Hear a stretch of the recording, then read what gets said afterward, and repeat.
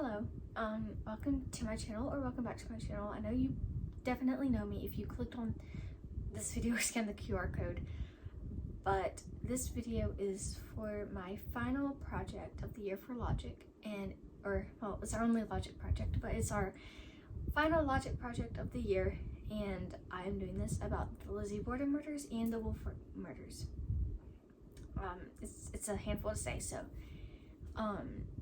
yeah, so a little backstory on why I chose to do this is because these are both unsolved mysteries and they have a lot of interesting similarities. They were both thought to have been the murderers, and they're the children of the people who were murdered, I guess. I don't know, it's hard to explain. You'll see more similarities, and be sure to tell me that you noticed too. Out of breath. But yeah, also my phone case is broken, so that's why it's a bit wonky. I'm planning to have my phone case fixed, and that video will be about Lizzie Borden. Quick backstory on this. So my name is Lily, and my mom, she has always kind of from what I've remembered, she's always kind of been interested in the WOOLFOLK murders. And we're going to be talking about that a little bit first. In this video, that's what we're talking about. So my mom's aunt was always very interested in the WOOLFOLK murders, and she kind of gave my mom, I guess, here, look, you're interested in this too. And my mom's like, yay. So yeah, I guess I don't really know how that happened, but she wrote so where my mom grew up in the Beaver Oaks neighborhood off of Thomason Road and Lake Tobo, and so they have a little lake house that's really cute. Anyway, so they were one of the first houses built, and so they got to see all the other houses being built. And when you first go in on your right, there's going to be about 3 houses, I feel like, and within those range, that's where they used to go biking. And so the houses weren't there, so they could just freely go and a bike through the woods. So my grandfather would go through and find a bike trail, and he would take my aunt and my mom out, and they'd all go for a little bike together. Well, my mom said that she remembers when she was there, not so important little landmarks that have been there's 4 important little landmarks that's been very important to the people who've been researching the WOOLFOLK murders. And so one of them is a holly tree. One of them was they kind of mentioned a little bit a scuppling vine. One of them was a well, and one of them was chimney pieces. And so my mom said that when she was little, she remembers going through and she'd find they're a scuppling vine, and they'd eat the scuplings, and then they'd go just ride through. And she said that she remembers seeing chimney, broken chimney, bricks everywhere, and a little round thing in the bottom, and it was open, and it was a well, but it wasn't a big cute cottagecore well like that. It was a well, that's the actual well right here. Anyway, so that was exciting. Finding out. I kind of was a bit nervous because I'm oh wow, that's interesting. So it's always been very interesting. So now we're gonna go through some of the facts, some of the things that had happened, and figure out who did it, or if it's still gonna be undecided. And also be sure to drop in the comments what you think about this, and what you think, or just contact me, because I want to know what you think, so I'm not the only one thinking probably these different stuff oh, that's a lot, you know? Yeah. How about that? What really happened, and then we're gonna go back in time after that, just because I feel going through it initially and then going through it at the end, the beginning, you'll see. Okay, so what happened was, it was April 6, 1887, and off of Thomason Road in the Beaver Oaks neighborhood, which was not Beaver Oaks at the time because it's a pretty new neighborhood, built in 60s, 70s kind of the 1900s, so not in the 1800s. So back in the 1800s, 1887, it was about 2, 4-ish in the morning, really early in the morning. And okay, so I believe my camera is fixed, but anyway, let's get back into the story. So 9 of the family members have been murdered, and So just to clarify, he told the reporters after he called for help, and he told them all, like, he cleared the house to see if there were any survivors. That's what I just said. Tom claimed that he walked through all the rooms and exited out the back way, and he said that, like, he was seeing who was, like, dead and who was alive, but there were no survivors, sadly. And some people say that maybe he did it and that was him walking through all of the rooms, and then he threw down the well his bloodstained clothes, which he later told, like, to the officers, like, hey, you should probably check the well. Which, why would he tell them to check the well that he threw his clothes in? Like, that's kind of weird, I guess. Anyway, so that happened, and somehow the press found out about it, and really quickly everyone came. Like, thousands of people came over and were like, what is happening? Like, what just happened? And so they also found, like, on, like, his leg thing, like his leg, I don't know what it's called, foot, knee, kind of like here, there was like a handprint like that, which people were like, okay, well, like, was that someone, like, reaching up or what? And so he said that, like he was just, like, really nervous, and he was, like, trying to think about it, and, like, he put his hands on his legs, which also that would make sense, but why would he have blood on his hands? Like, that's just kind of weird. But also, like, he could have been, like, trying to tend to them, like looking around, trying to find anything that would have helped him figure it out. And that was interesting. Nobody really knows about, like, how that handprint got there, like, what had happened. So yeah, so Tom, apparently he yelled out for help from his neighbors, and they came over, and they're like, bro, what happened?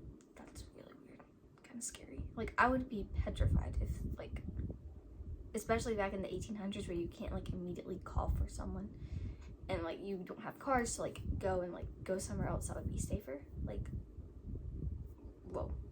Anyway, so he called for help from his neighbors, and they were like, what happened? And he was like, I don't know, but, like, he claimed someone, like, jumped out of the back window. He saw someone, and he claimed that, and so that's what he stood by, kind of, was he was like, someone jumped out the window. That's who did it.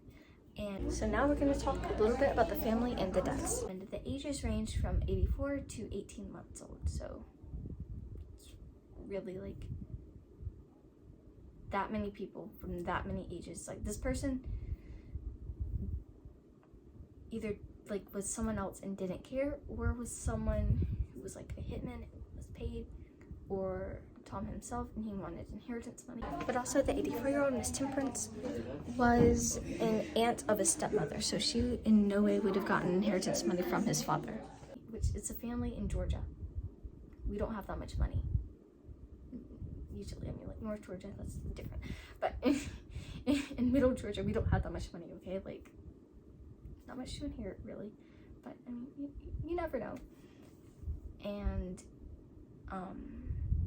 something else that happened that was very odd was, he showed no emotion during, like, that time between, like, before they were murdered and, like, immediately after. He showed no emotion. He was, like, kind of, like, calm, like, and, like, very collected, and, like, he kept his composure. Anyone goes there, calm and collected, she keeps her composure, and she gon' ride for me. So that, a bit weird.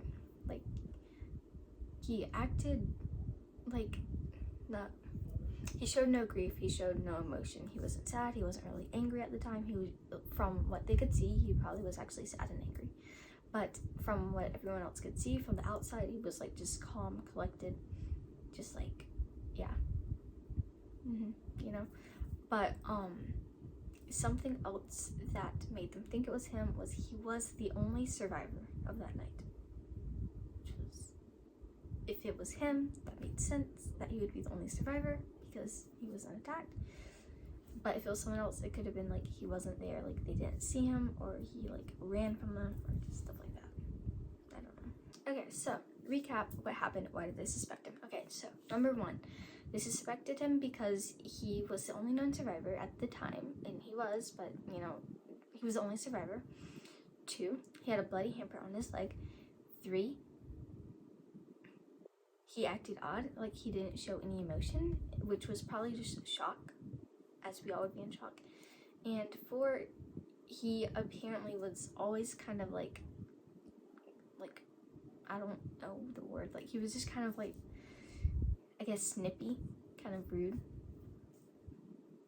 I'm not sure though. That could be just he wanted money and he was like probably like sad and was just like, oh well, I don't care. That could have been it.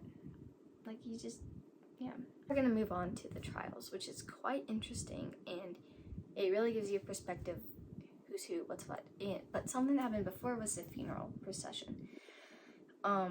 So all the way out from Beaver Oaks Thomason Road, you can look this up on Google Maps. This is how like long it would take and like how big it is, and that's like without traffic nowadays, and that's with horses instead of cars and foot instead of cars. But the funeral procession went all the way from Thomason Road up to Rose Hill Cemetery. I feel like that's a pretty big gap of places. But so the family is buried at Rose Hill, and